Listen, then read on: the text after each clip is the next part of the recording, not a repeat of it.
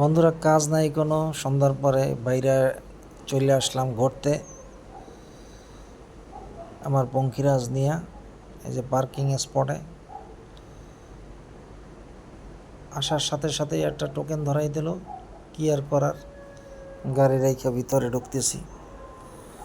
জায়গাটা একটু পরেই চেনবে না, সমস্যা নেই।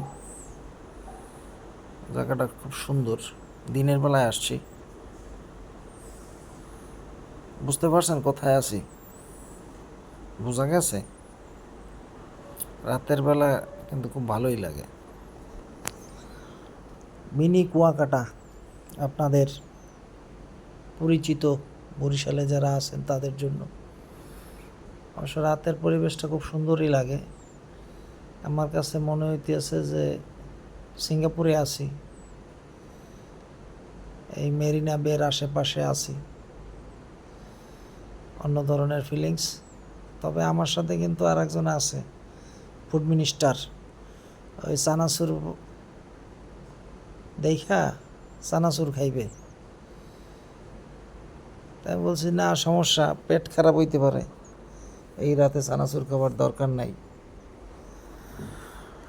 তো ভালোই লাগতেছে পরিবেশ, শুনশান নীরবতা আর আলো ঝলমলে পরিবেশ, পাশে নদী। রাতের বেলা কখনো আসি নাই, আসলে অন্য সাইডে আসছি, এই সাইডে আসি নাই। তো এখানে অনেক দোকান, অনেক রেস্টুরেন্ট আছে, ভিডিওতে দেখছি। তো হঠাৎ মনে হলো যে রাতের বেলা একটু আসি, যেহেতু ভিডিওগুলাই দেখছি রাতে খুব লাইটিং টাইটিং আছে এই কারণে। তো আসার পরে একটা দোকান পছন্দ হইল, যদিও অল্প ইসের, মানে কম বাজেটের, লো বাজেটের একটা দোকানে বসলাম। টার্গেট হলো সিঙ্গারা খাওয়ার উদ্দেশ্য, এবং চা খাবো, মাথাটা একটু ব্যথা করতেছে, কাজের চাপ। সিঙ্গারা খাচ্ছি এবং দক্ষিণা বাতাস, খুব সুন্দর পরিবেশ। তো যেই হন না কেন, বরিশালে যারা আছেন রাতের বেলা একটু আইসে ঘুরে যেয়েন, সময় কাটেন, এইখানে ভাল লাগবে। শত ব্যস্ততার মাঝেও অনেকেই আসে। আমার কাছে পরিবেশটা খুব ভালোই লাগছে। তো এখান থেকে দক্ষিণা বাতাসটা খুব সুন্দর।